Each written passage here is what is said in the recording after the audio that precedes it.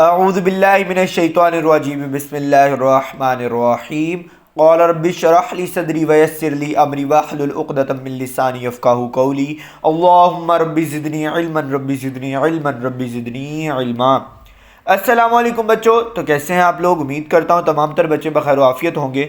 तो जैसा कि आप सब जानते हैं, मैं आपसे माय स्टडी कैम्प के प्लेटफॉर्म से मुखातिब हूँ और आज हम बेसिकली वेव्स एंड ऑसिलेशन जो मैंने आपको पहले भी बताया था कि ये दो चैप्टर्स हैं, एक का नाम है ऑसिलेशन और एक का नाम है वेव्स। हम पहले पढ़ेंगे ऑसिलेशन को। ये ऑसिलेशन का लेक्चर नंबर 3 है, ठीक है। हम फटाफट से पहले जो लेक्चर्स थे उनका रिकैप लेंगे और उसके बाद हम आज के लेक्चर को स्टार्ट करेंगे। आज हम ऑसिलेशन को कंप्लीट करेंगे और कुछ क्वेश्चंस करेंगे अगर टाइम बचा, ठीक है। इसके बाद आपका एक लेक्चर आएगा जो कि कंप्लीटली क्वेश्चन बेस्ड होगा। उसके अंदर मैं आपको बहुत सारे क्वेश्चंस प्रैक्टिस करवाऊंगा, क्योंकि ये चैप्टर ऐसा है जो प्रैक्टिस के बगैर कभी नहीं आना, कभी नहीं आना, कभी नहीं आना, ठीक है। तो इसको हम टाइम देंगे, ठीक है। आज हम फेज पढ़ेंगे, देन हम पढ़ेंगे मैथ स्प्रिंग सिस्टम होता है हमारे पास, ठीक है। उसके बाद उसके अंदर जो डिफरेंट टाइप के वेरिएशंस आएंगी और कुछ क्वेश्चंस जो करवाने होंगे। देन हम देखेंगे ओवरऑल रीस्टोरिंग फोर्स के बारे में और देन सिंपल पेंडुलम। जितना आज मैक्सिमम कवर हो सका हम वो करेंगे।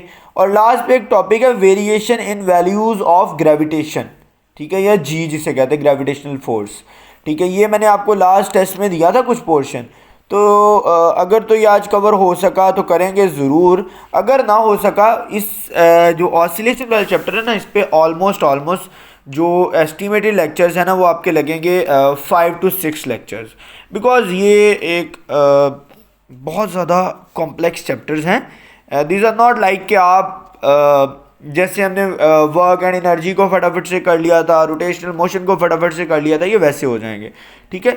इनको हम टाइम देंगे, जहाँ पर टाइम चाहिए वहाँ देना पड़ेगा, ठीक है। हम फटाफट से जो प्रीवियस लेक्चर्स हैं उनका रिकैप लेते हैं और देन हम आज का लेक्चर स्टार्ट करते हैं।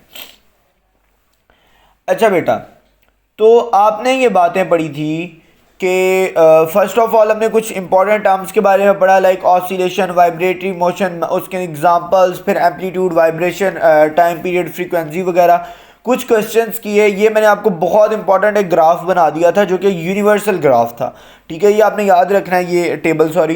फिर हमने सिंपल हार्मोनिक मोशन स्टार्ट किया था।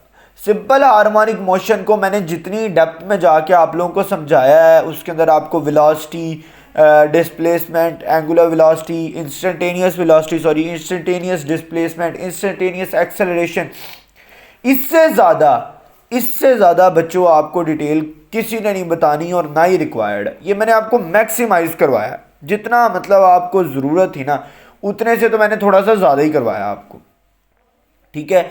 अच्छा, अब हम ना थोड़ा सा कर लेते हैं इसको जूम आउट और यहाँ पर हम आज का लेक्चर स्टार्ट करते हैं। So today's heading is phase.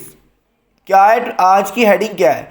आपने फेज का लफ्ज़ सुना तो बहुत दफ़ा है पीछे। मैं आपको बोलता हूँ थीटा क्या है, आप कहते हैं थीटा इज फेज। तो मैं आपसे पूछता हूँ व्हाट इज फेज, आपको नहीं पता चलता। तो सबसे पहले फेज की डेफिनेशन लिखे, एंगल विच स्पेसिफाइज, एंगल है ये, पहली बात क्या है, एंगल थीटा है, विच स्पेसिफाइज जो कि स्पेसिफिक कर देता है, जो कि बता देता है, specifies displacement as well as direction of motion, यानी कि वो डिस्प्लेसमेंट का भी बताता है कि डिस्प्लेसमेंट कितनी कवर हुई है, और उसके अलावा ये भी बताता है कि पोजीशन जो आप मूव कर रहे हैं वो मीन टू एक्सट्रीम है या एक्सट्रीम टू मीन है, यानी एंड डायरेक्शन ऑफ मोशन भी बताता है आपको, एंड डायरेक्शन ऑफ मोशन, ठीक है, and direction of motion of a body performing SHM, ठीक है, परफॉर्मिंग सिंपल हार्मोनिक मोशन। तो इसे आप क्या कह देते हैं, फेज बच्चों। अच्छा, अब मैं आपके सामने ना अलग अलग से दो चीजें बनाऊंगा आपको कॉन्सेप्ट समझाने के लिए, ठीक है। ये वैसे तो मुझे अपना जो बेसिक का चैप्टर था ना उसमें रखना चाहिए था, वहां पर ना रखने की वजह ये थी कि तब आपको ये चीज़ें समझ नहीं आनी थी मेरे बच्चों। तो हम फटाफट से इधर एक शेप इंसर्ट करते हैं, that is a circle. Then we have to insert another shape that is a line, ठीक है, and here we have a line, then we want another one in the mid, ठीक है। ये हमारे पास एक हो गया सर्कल। अच्छा, इसके अलावा मैं क्या करता हूं, मैं इस साइड पे थोड़ा सा और भी चीजें बना लेता हूं, ठीक है। एक लाइन ये और एक लाइन बच्चों ये, ठीक है। अच्छा, अब ये क्यों बनाया है मैंने, मैं अभी आपको बताता हूं। इधर हम ना एक्सिस ड्रॉ कर देंगे बेटा। ये है नेगेटिव एक्स, ये है पॉजिटिव एक्स एक्सिस, ये है पॉजिटिव वाई और ये है नेगेटिव वाई एक्सिस। ये मैंने क्वाड्रेंट्स बना दिए, ठीक है। ये होता है आपका फर्स्ट क्वाड्रेंट, ये होता है आपका सेकंड क्वाड्रेंट, ये होता है आपका थर्ड क्वाड्रेंट, ठीक है, और ये होता है आपका फोर्थ क्वाड्रेंट। अच्छा, अब आपको ये तो पता होना चाहिए कि किसमें साइन पॉजिटिव होता है, किसमें टैन पॉजिटिव होता है, ब्ला ब्ला ब्ला ब्ला, ठीक है। वो आपने खुद याद करना है। अगर किसी बच्चे को वो याद ना हो, वो मुझे बताए, मैं एक शॉर्ट वीडियो में इसका निमोनिक बता दूंगा आपको। अभी टाइम थोड़ा है, इसीलिए मैं उस डिटेल की तरफ नहीं जाऊंगा। अच्छा, अब हम ना करते क्या है कि हम वो पोजीशन यहां पर हम ज़्यादातर पार्टिकल को ड्रॉ कर रहे हैं ना, पार्टिकल ड्रॉ कर लिया, ये हमने एक लाइन भी ड्रॉ कर दी, ठीक है, जो कि पार्टिकल तक जा रही है। अच्छा, अब जो चीज़ हमने देखनी है ना, फॉर एग्जाम्पल कंसीडर करें यहां पर था पहले पार्टिकल, यानी अब अगर हम देखें तो वो ये यहां पर पार्टिकल था और ये यहां से मूव करके चला गया यहां पर। अच्छा, अब जो एंगल उसने कवर किया है ना पार्टिकल ने, अगर आपसे कोई पूछे यहां से लेकर यहां तक जाने में उसने कौन सा एंगल कवर किया, तो आप हमेशा बोलोगे सर ये वाला थीटा उसने कवर किया है। तो ये क्या हो गया, ओमेगा टी, ये वो थीटा है जो उसने कवर किया है।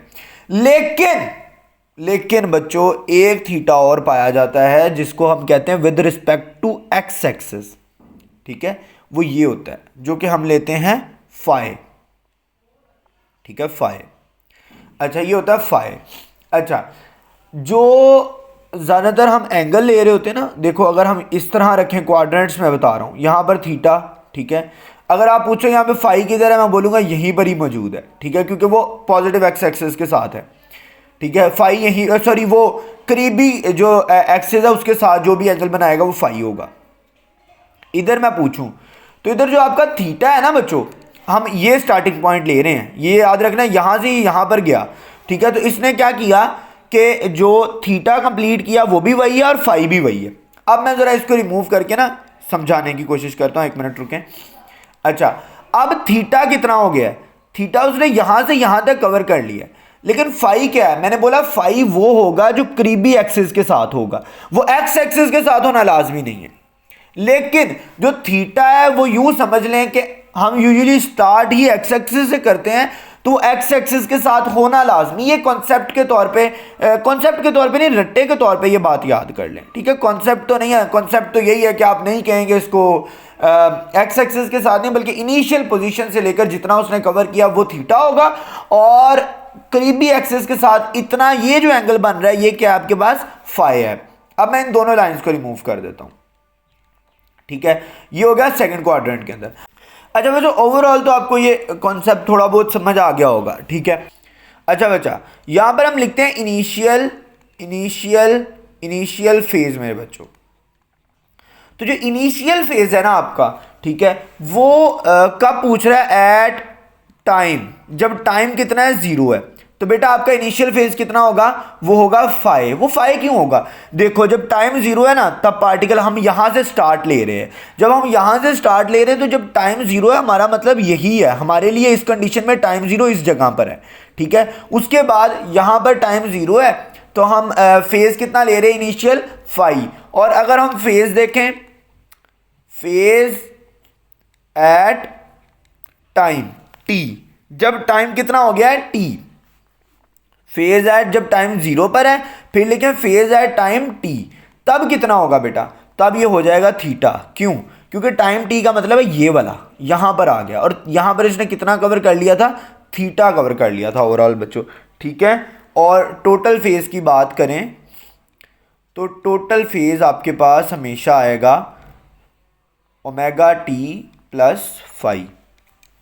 अच्छा, यूजुअली हम इनिशियल फेज को काउंट नहीं कर रहे होते, for most of the time हम इनिशियल फेज को काउंट नहीं करते। अच्छा, अब मैं आपको ना कुछ कंडीशंस लिखवाने लगा हूं, ये बड़ी इंपॉर्टेंट है। असल में ये जो ऊपर बातें बताई हैं इन सब को करने का कोई फायदा नहीं है, एक्चुअली जो अब बात बताने लगा हूं ना ये इंपॉर्टेंट है। ठीक है, तो एक टेबल बना लेते हैं इधर 1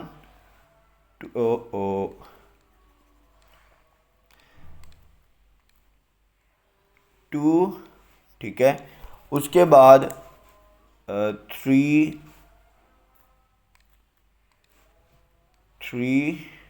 ठीक है, देन 4 एंड देन वहाँ पर हो जाएगी 5। थोड़ा सा टेढ़ा है वो आप देख लीजिएगा। अच्छा, पहली बात है स्टार्ट्स फ्रॉम, यहां पर लिखे हैं स्टार्ट्स फ्रॉम यानी यहां से शुरू हो रही है बॉडी। किधर से शुरू हो रही है वो मैं लिखवाऊंगा। अच्छा, जब वो, और यहां पर लिख लें इनिशियल फेज कितना होगा, उसके बाद आप लिखें डिस्प्लेसमेंट, इंस्टेंटेनियस डिस्प्लेसमेंट का जो हमने फॉर्मूला पढ़ा था वो कैसे चेंज होगा। ये बड़ा इंपॉर्टेंट टेबल है, मैं ये जो लिखवाने लगा हूं ना एक्चुअल चीज़ ये है। देन लिखें आप वेलोसिटी और देन लिखें आप एक्सेलरेशन। एक्चुअल आपका ये है जो मैं अब लिखवाने लगा हूं। ठीक है, अच्छा, सबसे पहले आप लिखेंगे स्टार्ट फ्रॉम ना लिखें इधर ये, बल्कि छोड़ दें। अंडर नॉर्मल कंडीशन आप इधर फॉर्मूला क्या लिखते हैं, तो अंडर नॉर्मल कंडीशन यानी कि ओवरऑल फॉर्मूला जो कंप्लीट होगा वो क्या होगा, इनिशियल फेज कितना लिया जाएगा जब ये होगा फाई, और डिस्प्लेसमेंट का एक्चुअल आपका फॉर्मूला क्या होना चाहिए, x is equal to x not sine omega t plus phi. ठीक है, बिल्कुल वैसे ही आपका वेलोसिटी का क्या होना चाहिए, v is equal to x not omega, ठीक है, x not omega cos omega t plus five सबके साथ आएगा। बिल्कुल वैसे ही एक्सेलरेशन का a is equal to negative x not omega square होता है ना, omega square x not sine और नीचे आ जाएगा ओमेगा टी प्लस फाइव। ये नॉर्मली उसका फॉर्मूला है। अब हम देखते हैं कि पोजीशन क्या होगी तो कैसे फॉर्मूला चेंज हो जाएगा। आपने अभी तक जितने फॉर्मूले पढ़े हैं वो सारे पढ़े हैं मीन पोजीशन के लिए बच्चों। अभी तक आपने जितने भी फॉर्मूले पढ़े हैं वो सारे किसके लिए पढ़े हैं, मीन पोजीशन के लिए। और वहां पर फाई कितना होता है मीन पोजीशन पे, फाई हमेशा जीरो होता है। मीन पोजीशन पे फाई क्या होता है, जीरो होता है। अच्छा, फिर फॉर्मूले कैसे मॉडिफाई हो जाते हैं, जो हम नॉर्मली फॉर्मूले पढ़ते हैं वो ये होते हैं, x is equal to x not sine omega t, या थीटा भी इधर लिख सकते हैं, v is equal to x not omega cos theta या कॉस ओमेगा टी।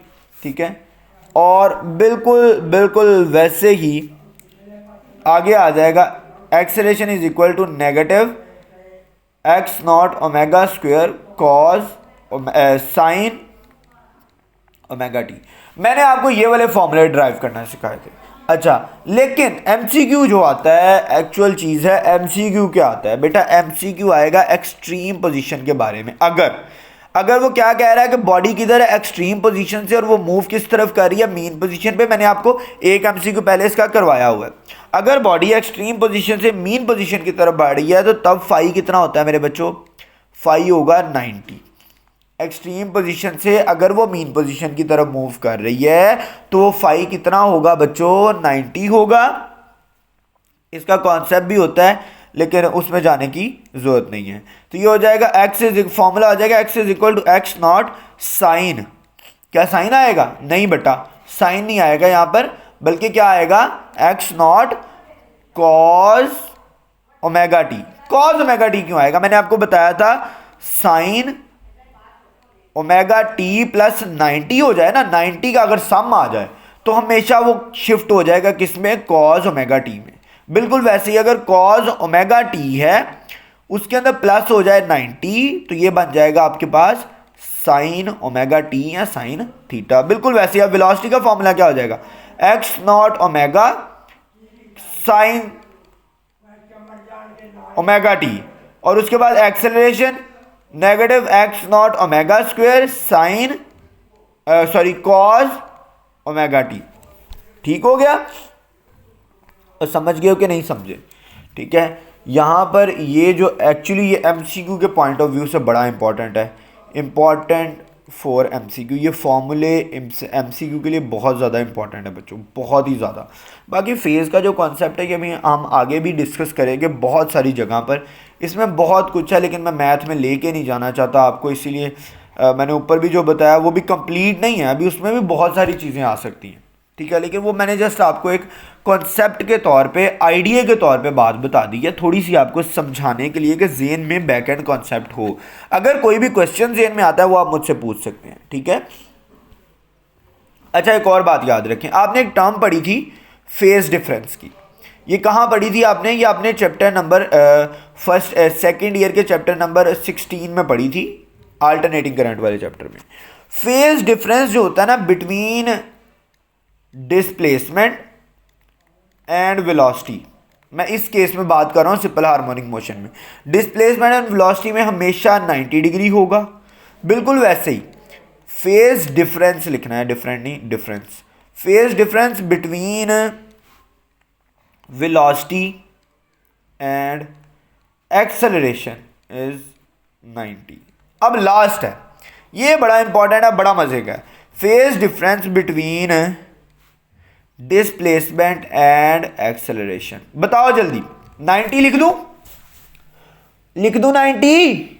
और नहीं आना 90 बेटा, क्या करते हो? इस हम क्या लिखते हैं? Acceleration is directly proportional to negative of displacement. It means कि क्या आएगा? 180, यानी कि एंटी पैरेलल। नेगेटिव साइन क्या शो करता है?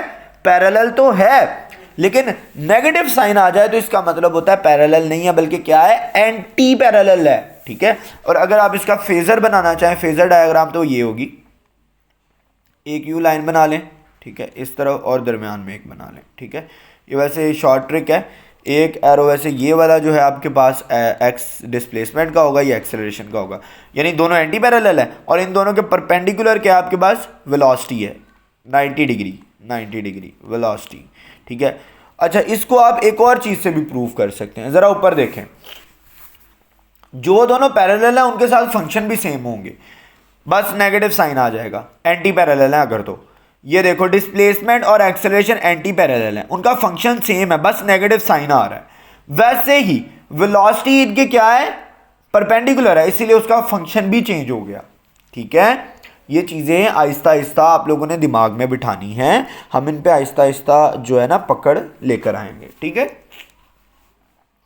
नेक्स्ट इज, ये आपका एक टॉपिक हो गया। Next is mass spring system. ठीक है, अब मास स्प्रिंग सिस्टम क्या होता है? क्या वो सिंपल हार्मोनिक मोशन करता है? तो यस, इट एग्जीक्यूट्स, ठीक है, सिंपल हार्मोनिक मोशन। कैसे? अब तो आपको कहना चाहिए कि सर आपने जितनी दफा भी हमें सिंपल हार्मोनिक मोशन की कहीं भी एग्जांपल दी है, तो आपने वहां पर कौन सा सिस्टम लिया है? मास स्प्रिंग सिस्टम लिया। ऊपर भी आप देख सकते हैं डिफरेंट जगह पर मैंने यूटिलाइज ही मास स्प्रिंग सिस्टम को किया था। ठीक है, अभी पेजेस लोड नहीं हो रहे शायद, यहां पर आपको दिखाऊंगा। ये देखो, ये देखो, यहां पर भी मैंने मास स्प्रिंग सिस्टम दिखाया था, यानी कि एक मैस है जो कि स्प्रिंग के साथ बंधा हुआ है और ऑसिलेट कर रहा है। ठीक है, तो ये मैं अभी आपको पढ़ाता हूं। ठीक है, तो ये सिंपल हार्मोनिक मोशन तो करता है। नेक्स्ट, यहां पर एक चीज होती है जो सोचने वाली है। ठीक है, sorry, for example you have this, then you have this, and you have a spring. ठीक है, and a mass is attach to it. ठीक है, एक मैस उसके साथ जुड़ा हुआ है बच्चों। अच्छा, अब मैं क्या कहता हूं, अगर मैस को हम इस एक्सट्रीम पर लेकर आते हैं, ठीक है, उसकी इस एक्सट्रीम पर, यानी फॉर एग्जांपल ये पोजीशन है बी, ये पोजीशन है ए, इस एक्सट्रीम पर उसकी वेलोसिटी क्या हो जाएगी? 0। ठीक है, डिस्प्लेसमेंट क्या हो जाएगा? एम्पलीट्यूड के बराबर, यानी कि मैक्सिमम। एक्सेलरेशन क्या हो जाएगा? मैक्सिमम। ठीक है, सिमिलरली इस पोजीशन पे वेलोसिटी क्या हो जाएगी? मैक्सिमम। ठीक है, डिस्प्लेसमेंट क्या हो जाएगा? डिस्प्लेसमेंट अगर आप एक्स देखो तो क्या हो जाएगा 0, और अगर आप एक्सेलरेशन देखो तो वो हो जाएगा 0। ठीक है, सिमिलरली यही पोजीशन इधर आ जाएंगी सारी। ठीक है, अब यहां पर एक क्वेश्चन है कि जब बॉडी यहां पर चली गई है, अब यहां से उसको वापस कौन सी चीज लेकर आ रही है, और फिर वो कौन सी चीज है जो उसको मीन पोजीशन पे यहां पे रुकने नहीं दे रही, वो बल्कि उसको किधर लेके, देखो हम ऐसा तो नहीं कर रहे ना, हम उसको बस एक दफा खींच के छोड़ देंगे। ठीक है, अब हम ऐसा तो नहीं कर रहे कि यहां तक लेकर आए, उसके बाद फिर हमने यहां पर लाए और उसके बाद फिर धक्का दे के उधर को भेजा, नहीं, वो खुद ब खुद ही उधर चले जाएगा। क्यों जाएगा? इधर दो फोर्सेस इन्वॉल्व हैं, वो कौन सी ताकतें हैं वो देखनी है हमने।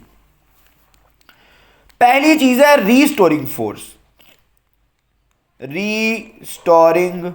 Restoring force. ठीक है, और दूसरी चीज है इनर्शिया। ठीक है, इनर्शिया की डेफिनेशन जरा लिखना नीचे जल्दी जल्दी, याद है कि नहीं याद? ठीक है, अच्छा, ये क्या करता है? Bring body back to mean position. Bring यानी ये मीन पोजीशन की तरफ लाने में मदद करता है। Bring body back to mean position, ये बॉडी को मीन पोजीशन की तरफ लाने में मदद करता है। और इनर्शिया क्या करता है? इनर्शिया क्या करता है? You can say body doesn't come to rest, body rest में आती नहीं है। क्यों? Come to rest at mean position, और वो किधर चली जाती है? नेगेटिव एक्सट्रीम की तरफ। ठीक है, to rest at mean position, किसकी वजह से? Mean position, because of inertia. भाई इनर्शिया क्या कहता है? इनर्शिया कहता है कि it is the property that resist any change in the state of rest और of uniform motion if no external force is applied on the body. तो अगर आप एक्सटर्नल फोर्स नहीं लगाएंगे तो वो एक यूनिफॉर्म वेलोसिटी से मूव कर रहा है, तो वो इधर आकर उसकी वेलोसिटी ज़्यादा हो जाएगी, वो उसको रोक नहीं पाएगा, उसकी स्टेट को चेंज करके रेस्ट नहीं कर पाएगी, और वो इधर को निकल जाएगी ड्यू टू इनर्शिया। और इधर से इधर को लाने वाली फोर्स कौन सी है? Restoring force. ठीक है, अच्छा, अब हम ना एक पर्सपेक्टिव से बात करते हैं, दैट इज बेसिकली, देखें मैं इधर दो डायग्राम्स आपके सामने बनाने का कायल हूं कि अगर मैं दो बनाऊंगा तो बेटर समझ आएगी। This is one mass spring system. ठीक है, और ये है एक, और ये है फॉर एग्जांपल दूसरा।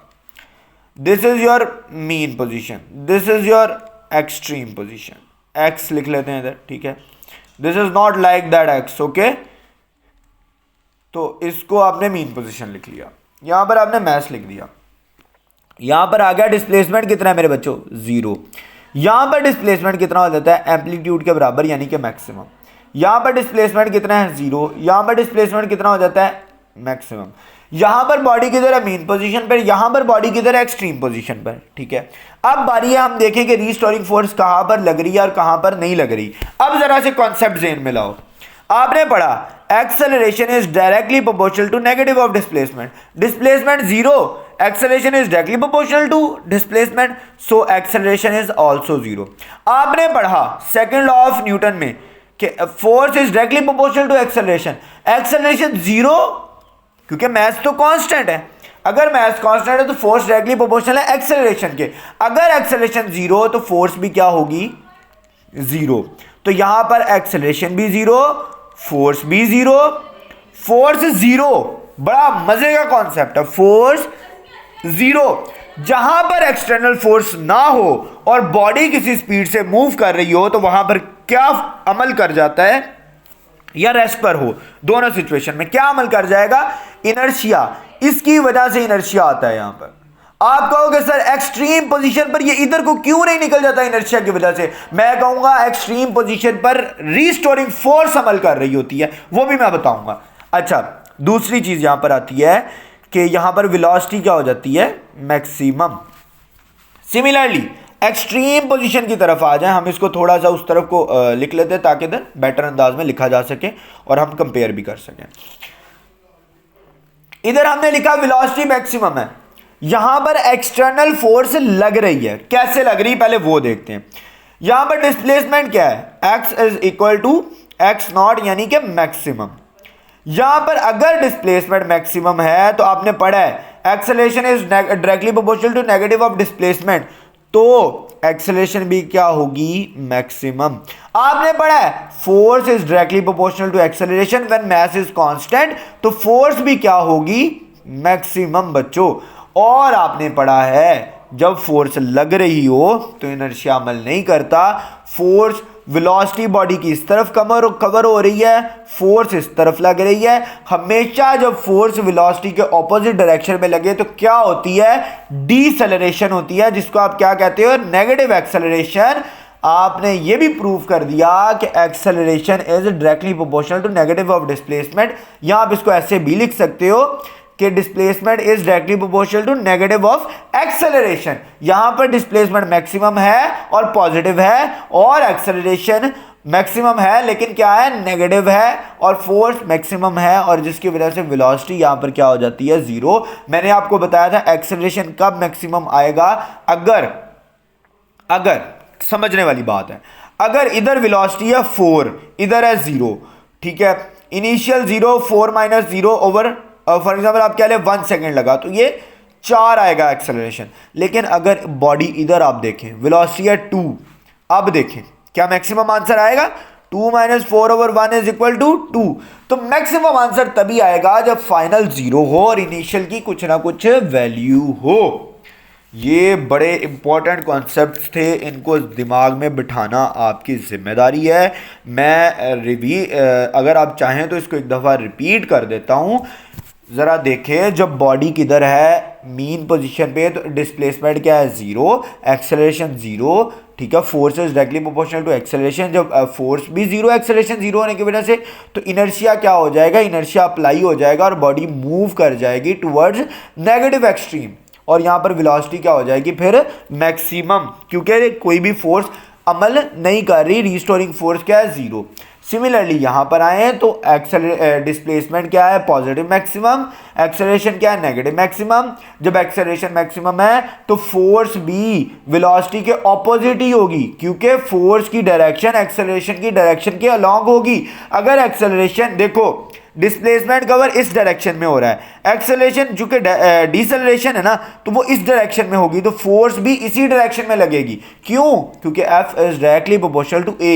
अगर डिसेलरेशन हो रही है तो फोर्स ऑपोजिट डायरेक्शन में लगेगी, अगर फोर्स ऑपोजिट डायरेक्शन में लग रही है तो वेलोसिटी कम होगी, और वेलोसिटी कितनी कम होगी, चूंकि एक्सेलरेशन मैक्सिमम है, इसका मतलब है कि VF कितना है, 0 है, यानी कि एक्सट्रीम पोजीशन पर वेलोसिटी क्या है, 0 है।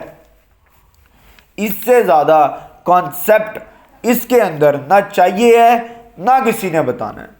मैं बार बार ये बात इसलिए कहता हूं क्योंकि मुझे पता है, ठीक है, मैंने ये चीजें देखी हुई हैं बच्चों, ठीक है।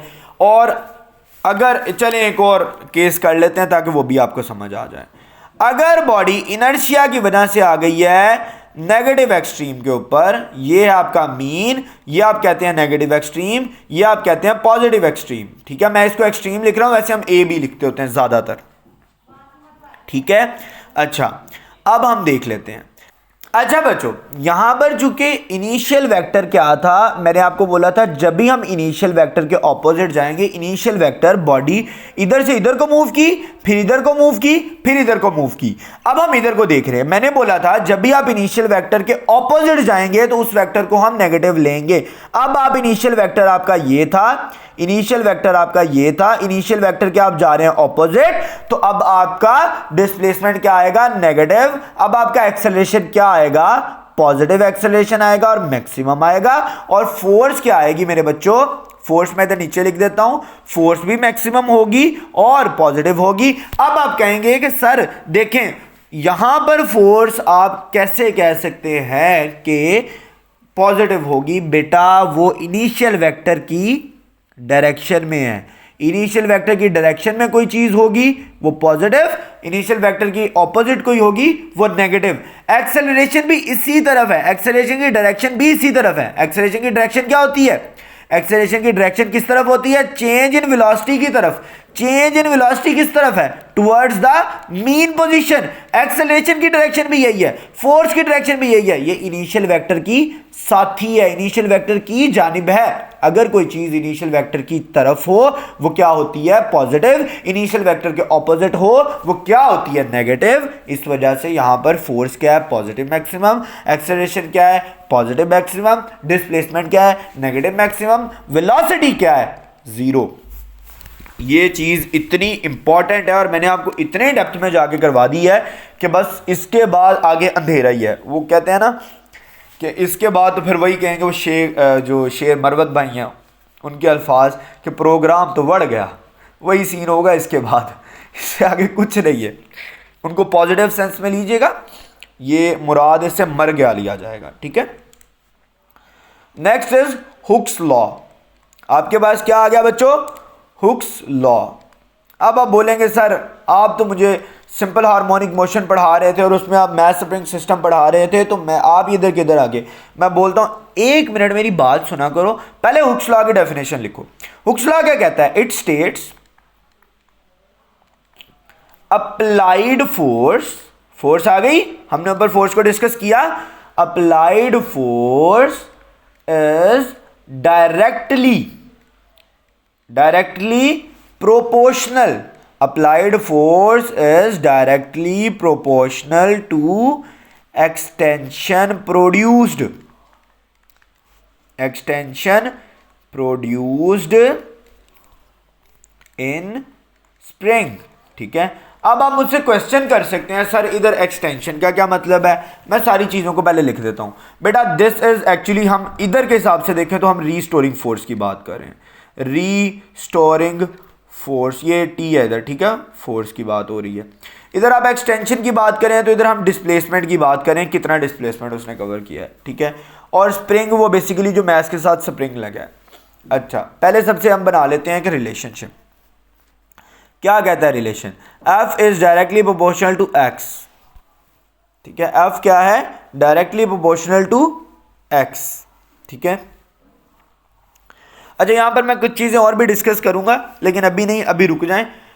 यहां पर साइन वगैरह होते हैं उनको हम बाद में डिस्कस करते हैं, अभी हम सिंपल लेके पढ़ते हैं। ठीक है, अच्छा F is directly proportional to X, और अगर आप डायरेक्टली प्रोपोर्शनल का साइन खत्म कर दें तो इधर एक कांस्टेंट आ जाएगा जिसको आप क्या कहते हैं? Spring constant. ये याद रखिएगा, इसका एमसीक्यू बड़ा आता है, आपको अक्सर इसकी वैल्यू पूछ ली जाती है। वो आपने कैसे निकालनी होती है? स्प्रिंग कांस्टेंट के लिए फॉर्मूला होगा F/X। इसके लिए और कई फॉर्मूले हैं, वो भी आपको मैं बताऊंगा।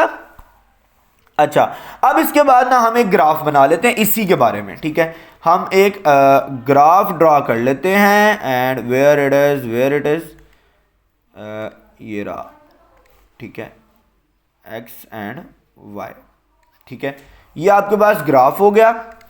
ठीक है,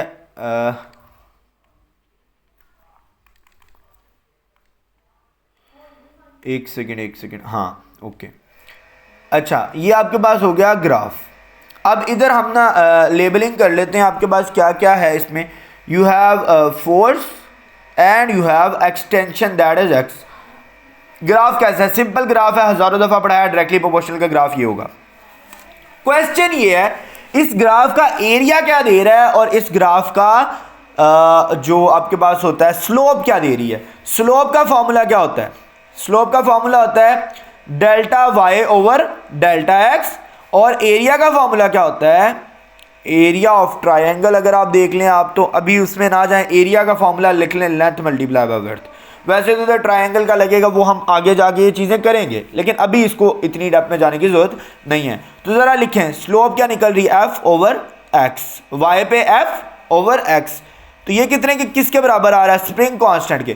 तो बेटा इस ग्राफ का स्लोप आपको क्या देती है? Spring constant. और एरिया क्या दे रहा है? F multiply by X।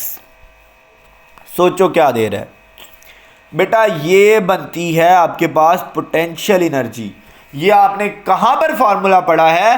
तो बेटा आपने जिन जिन बच्चों ने, वैसे तो ये एमडी कैट में इंक्लूडेड टॉपिक नहीं है, ये जाता है आपका टॉपिक है 17, उसके अंदर आपने ये फॉर्मूला ड्राइव किया था पोटेंशियल एनर्जी का, और वहाँ पर आप लिखते हैं साथ हाफ एफ एक्स या हाफ एफ एल लिखते हैं, वहाँ पर एक्सटेंशन को वहाँ एल से रिप्रेजेंट कर रहे होते हैं ना, तो वहाँ पर आप क्या लिखते हैं हाफ एफ एल, क्योंकि एरिया ऑफ ट्राइंगल तो बेसिकली हाफ ही आएगा ना, लेकिन हम इधर क्या बात कर रहे हैं, जनरल सेंस में बात कर रहे हैं, हम इसको ब्रॉडर वे में देख रहे हैं। जब हम इसको दूसरी तरह देखेंगे तो हम फिर इसका इसकी जो है इन जो 7 कॉन्स्टेंट्स आते हैं उनको भी मद्देनज़र रखेंगे, ठीक है।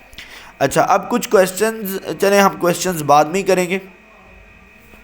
हाँ, एक चीज़ है बड़ी इंपॉर्टेंट है, यहाँ पर हमें उसके बारे में ज़रूर बात करनी चाहिए, दैट इज़ स्प्रिंग कांस्टेंट, और इसका एक और नाम होता है फोर्स कांस्टेंट। ये बड़ा इंपॉर्टेंट टॉपिक है, ठीक है। असल में होता क्या है बच्चे, इस दफ़ा भी एमडी कैट में क्वेश्चन था ऐसा, जिसमें पहले स्प्रिंग कांस्टेंट कैलकुलेट करना था और देन उसका आंसर निकालना था, ठीक है। तो इसकी अगर डेफिनेशन देखें तो वो तो ऊपर से ही बन जाती है, क्या बनती है, रेशियो ऑफ रीस्टोरिंग फोर्स या यू कैन से अप्लाइड फोर्स, क्योंकि हम हुक्स लॉ से कर रहे हैं तो इधर लिख लें ratio of applied force to extension produced in spring. कितनी एक्सटेंशन आई है स्प्रिंग में, extension in spring, ratio of applied force to extension in spring, यानी कि F ओवर X, ठीक है। तो K is equal to F over X, और इसका, हाँ, इसका यूनिट, ऐसा यूनिट क्या होता है बच्चों, इसका सोच के बताएं। ये है न्यूटन, ये है मीटर, तो न्यूटन पर मीटर, ठीक है। एक तो सिंपल ये है, इसको तोड़ के लिखना चाहें, वेरी सिंपल, न्यूटन का क्या होता है, किलोग्राम मीटर पर सेकंड का स्क्वायर ओवर मीटर, ठीक है। मीटर से कट सकता है, कटेगा, किलोग्राम मीटर पर सेकंड स्क्वायर, ठीक है।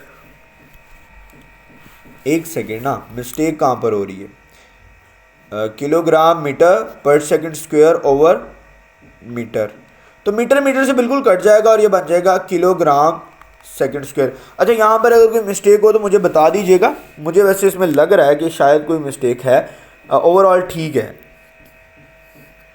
आप चेक कर लीजिएगा। अच्छा, यहाँ पर ना इस दफ़ा फैसलाबाद बोर्ड के अंदर एक फर्स्ट ईयर में उन्होंने क्वेश्चन पूछा था और बड़ा इम्पॉर्टेंट आया था, ज़्यादातर बच्चों को वो नहीं आया था, ठीक है। क्वेश्चन इम्पॉर्टेंट था, वो क्या था, स्प्रिंग कांस्टेंट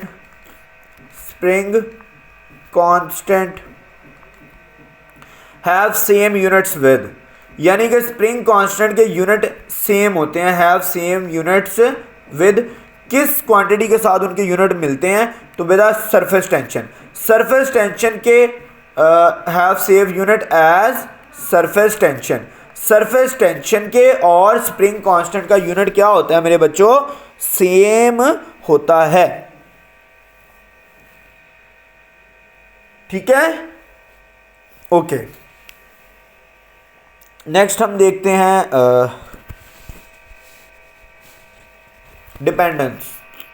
डिपेंडेंस इसकी देख लें, किस चीज पे डिपेंड करता है बेटा, ये स्प्रिंग कांस्टेंट आपका डिपेंड करता है नेचर ऑफ मटेरियल पे या नेचर ऑफ सब्सटेंस पे जिससे वो बना हुआ है, ठीक है। और दूसरा ये चीज़ डिपेंड करता है टेम्परेचर पे, ये चीज़ें याद रखनी है आप लोगों ने, ठीक है, ऐसे नहीं बता रहा। और किस चीज़ से इंडिपेंडेंट होता है, मैंने आपको एक चीज़ बताई थी स्टार्टिंग में, और बड़ा लंबा टॉपिक था वो हमारा, और मैंने उसको बहुत डिटेल में एक्सप्लेन किया था, मुझे आज भी याद है, काफ़ी सारी वॉइसेस भी मैंने उसके बाद की थी, कि बेटा जब भी कोई चीज़ दो चीज़ों की रेशियो से निकल रही हो, कभी भी वो उन पे डिपेंड नहीं करेगी, या दो चीज़ों के दरमियान में जो कांस्टेंट होता है, यानी F is equal to KX है ना वो K जो है X पे डिपेंड करेगा, ना ही वो F पे डिपेंड करेगा, तो इंडिपेंडेंट ऑफ अप्लाइड फोर्स, यानी अप्लाइड फोर्स पे डिपेंड नहीं करेगा, और एक्सटेंशन पे डिपेंड नहीं करेगा। ये कॉन्सेप्ट मैंने आपको बिल्कुल स्टार्टिंग में दिया था। अच्छा, यहां पर ना अब एक बड़ा इंपॉर्टेंट हिस्सा है, ठीक है, एमसीक्यू आते होते हैं उसके। अब हमारा आज का लास्ट टॉपिक होगा, that is series and parallel combination, ठीक है। अब आप कहेंगे सर ये क्या बात हुई, ये तो हमने पढ़े नहीं है इनमें कभी ये वो, ठीक है। तो बेटा इसके बारे में क्वेश्चन आता है, सीरीज कॉम्बिनेशन। बेटा सीरीज कॉम्बिनेशन होता कौन सा, सबसे पहली बात है ये समझने की ज़रूरत है, ठीक है। सीरीज कॉम्बिनेशन कौन सा होता है, ज़रा सोचें इस चीज़ को, सोच के मुझे बताएं कौन सा वाला कॉम्बिनेशन सीरीज कहलाएगा और कौन सा वाला कॉम्बिनेशन पैरेलल कहलाएगा। बेटा अगर एंड टू एंड कनेक्शन हो, एंड टू एंड, इसकी मैं एग्जांपल्स आपको जितनी पॉसिबल है वो भी दूंगा। इसके ऊपर मैं आपको बहुत सारे कमाल के क्वेश्चंस करवाऊंगा जिनमें आपका इसका कॉन्सेप्ट बड़ा अच्छा हो जाएगा। एंड टू एंड, ठीक है, कनेक्शन मतलब एक स्प्रिंग आ रहा है, सॉरी मेरा स्प्रिंग हमेशा ही टेढ़ा मेढ़ा बनता है, बस देख लीजिएगा। एक स्प्रिंग आ रहा है, यहाँ पर उसका सिरा ख़त्म हुआ और यहाँ से दूसरा स्प्रिंग उसके साथ जुड़ गया। ये पहले का एंड था, ये दूसरे का एंड था, जुड़ गए। This is end to end, यानी एक स्प्रिंग है, उसके साथ दूसरा है, उसके साथ तीसरा जुड़ा हो और वैसे ही सो ऑन चलता जाए। तो इस रिलेशन को क्या बोलते हैं, एंड टू एंड, और इसको हम क्या बोलते हैं, सीरीज कॉम्बिनेशन। अब आप देखेंगे इक्विवेलेंट, यानी इसका इक्विवेलेंट कितना निकलता है, यानी कि इसके अंदर इक्विवेलेंट स्प्रिंग कांस्टेंट कितना है, स्प्रिंग कांस्टेंट क्या है इसका, यानी अगर आपने निकालना हो, आप निकालते होते ना कि इक्विवेलेंट स्प्रिंग कांस्टेंट कितना है और यानी कॉम्बिनेशंस में, तो वो निकालना है अब हमने। तो बेटा के इक्विवेलेंट का फॉर्मूला आपके पास एक्चुअली क्या आएगा, इधर क्या आएगा, वो आपके पास आएगा कि बल्कि यूं नहीं लिखें आप, ये ज़रा थोड़ा सा आपको भूल जाएगा, आप इसको वहीं से करें जो एक्चुअली फॉर्मूला है। उसके बाद मैं आपको आसान वाले भी लिखवा देता हूँ। 1/k equivalent is equal to 1/k1 plus 1/k2 plus 1/k3 and so on, ठीक है, ये चलता जाएगा। अच्छा ये कब है, जब बहुत सारे या यूँ कह लें कि बहुत सारे ना लिखें, मुख्तलिफ वैल्यू वाले स्प्रिंग आपस में जुड़े हों, यानी उनका मुख्तलिफ वैल्यूज़ वाले स्प्रिंग है ना। मैं इसकी एग्जांपल देता हूँ, एक मिनट रुकें। मुख्तलिफ वैल्यू वाले स्प्रिंग सीरीज कॉम्बिनेशन में हों, सीरीज में जुड़े हों, ठीक है, ये आपने याद रख लेना कि मुख्तलिफ वैल्यूज़ वाले हों, तो ये आ जाएगा। अच्छा अगर ठीक है, आपके पास एक और है कि सिर्फ अगर दो हों, यानी दो वैल्यूज़ हैं, सिर्फ दो है, तो उसको निकालने का सिंपल है। देखो आपको इसमें लंबा काम करना पड़ेगा। एक सिंपल वे है, वो ये है कि के इक्विवेलेंट इज इक्वल टू, ऊपर प्रोडक्ट लेना है k1 k2 over k1 plus k2, यानी इसको यूँ याद रख लें कि ऊपर आपने प्रोडक्ट लेना होता है और नीचे सम लेना होता है, ठीक है। अगर दो हों तो ये तरीका है। उसके अलावा अगर बहुत सारे हों और उनकी ना वैल्यू सेम हो आपके पास, तब ये भी लग जाता है, के इक्विवेलेंट इज इक्वल टू के ओवर एन। एन क्या है, उनकी तादाद, वो कितने हैं उनकी तादाद, ये फॉर्मूला भी लग सकता है। अच्छा सीरीज़ में अगर एग्जांपल देखें तो बेटा ये एक फॉर एग्जांपल बोर्ड है और इसके साथ एक स्प्रिंग जुड़ा हुआ है, ठीक है। यहाँ पर एक स्प्रिंग ख़त्म होगा और यहाँ पर दूसरा जुड़ जाएगा और इसके एंड पे मैश जुड़ा होगा। अच्छा अब ये हो गया सीरीज़ की एक एग्जांपल, ठीक है, ये अब आपने याद रख लेनी, इसको जेन में रखें। मैं अब पैरेलल करवाऊंगा और पैरेलल जब हम करेंगे ना फिर मैं वापस सीरीज़ की तरफ आऊँगा। बेटा पैरेलल क्या है, पैरेलल कॉम्बिनेशन। पैरेलल कॉम्बिनेशन क्या है बेटा, कनेक्टेड साइड बाय साइड, यानी साइडों से जुड़े हों, वो मैं बताता हूँ कैसे। कनेक्टेड साइड बाय साइड,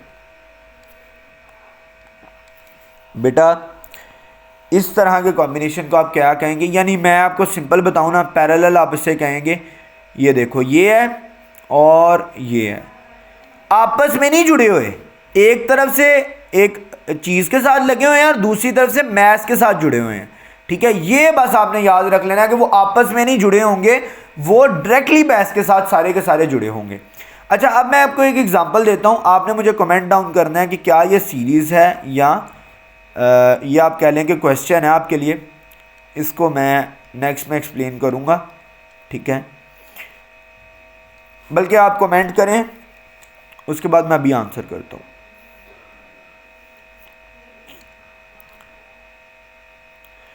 ये सीरीज है या पैरेलल कॉम्बिनेशन है, सोच के बताएं।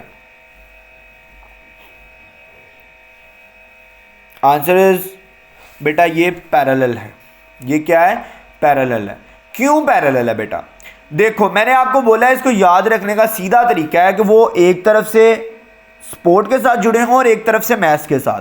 ठीक है, अगर ये यूं होते एक खत्म फिर दूसरा लग जाता और यहां पर मैथ्स होता, तो ये क्या हो जाता है? सीरीज।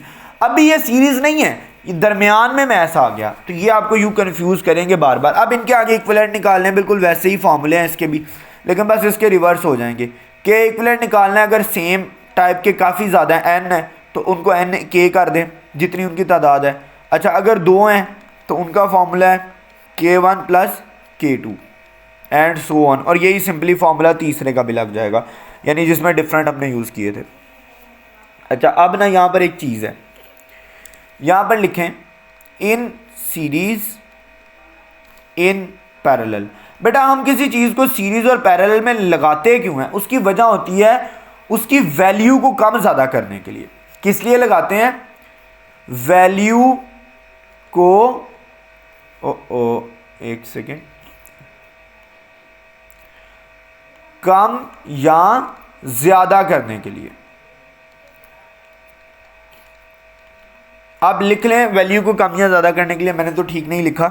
अच्छा बेटा, अगर आप लगाएंगे ना सीरीज़ में, के इक्विवेलेंट जो आएगी ना वो सबसे छोटा जो आपका है ना स्प्रिंग कांस्टेंट, उससे भी कम होगी। तो के इक्विवेलेंट आपके पास किसके बराबर आएगी? के मिनिमम के बराबर। और पैरेलल में के इक्विवेलेंट किसके बराबर आएगी? के मैक्सिमम के बराबर।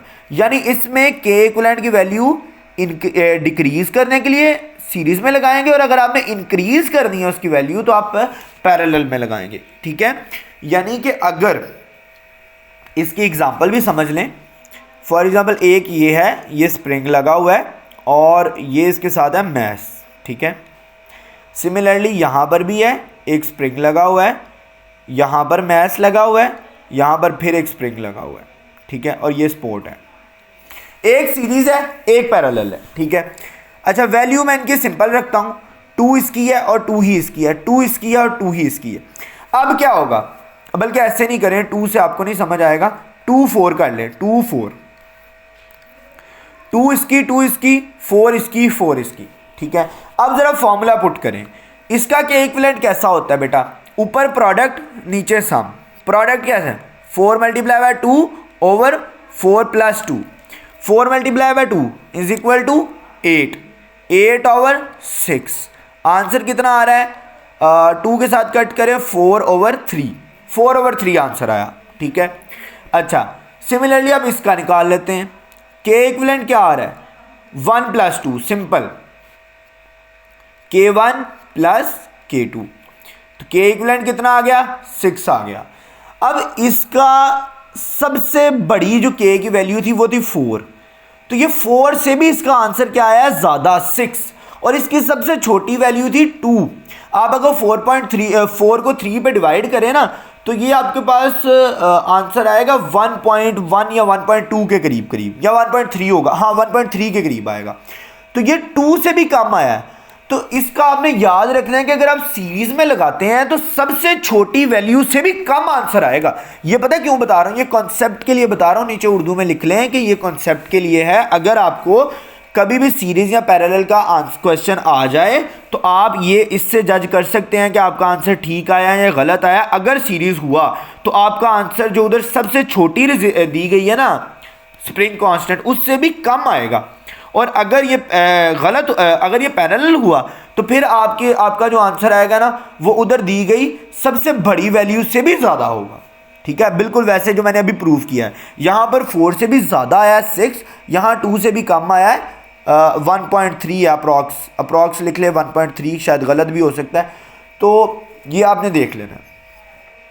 तो बेटा जब भी आप सीरीज़ में लगाएंगे आंसर सबसे बड़ी वाली स्प्रिंग कांस्टेंट से भी सबसे छोटे वाले स्प्रिंग कांस्टेंट से भी कम होगा, और जब भी आप पैरेलल में लगाएंगे आंसर सबसे बड़े वाले स्प्रिंग कांस्टेंट से भी ज़्यादा होगा। So that's it for today.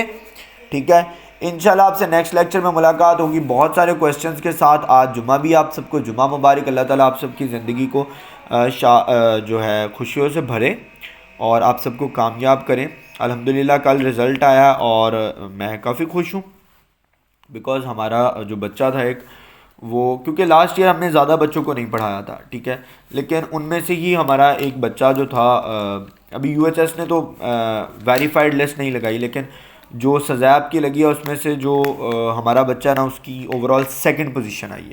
ठीक है, मेरिट में उसका नाम भी आया, उसका मेरिट ऑलमोस्ट 93 के राउंड अबाउट, अप्रॉक्स 93 है, 92 पॉइंट समथिंग था उसका मेरिट। ठीक है, तो अल्हम्दुलिल्लाह अल्हम्दुलिल्लाह अल्हम्दुलिल्लाह। तो अल्लाह ताला हमें ऐसे ही कामयाब करते रहें, आपको भी अल्लाह ताला कामयाब करें। अगली बारी आपकी है इंशाअल्लाह, आप में से भी ऐसे बहुत सारे डॉक्टर्स निकलेंगे और अल्लाह ताला आपको कामयाब करें। ठीक है, दुआएं लेते रहें और नमाज़ पढ़ें, अल्लाह ताला का शुक्र अदा करें और दुआ मांगें। वालिदैन के लिए सबसे पहले मैंने ये वैसे अपनी एक ज़िंदगी का आपको उसूल बता रहा हूँ कि ज़िंदगी में ना पहले हमेशा हम्द, देन नात यानी दुरूद शरीफ, एंड देन वालिदैन के लिए दुआ।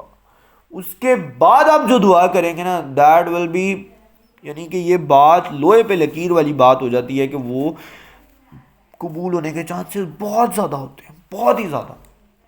तो अल्लाह ताला आपको कामयाब करें नेक दुआओं के साथ और नेक नसीहतों के साथ। आज मैं आपसे रुखसत चाहूँगा, इंशाल्लाह आपसे नेक्स्ट लेक्चर में मुलाकात होगी। तब तक के लिए stay tuned, stay connected, let's crack it. अल्लाह हाफ़िज़।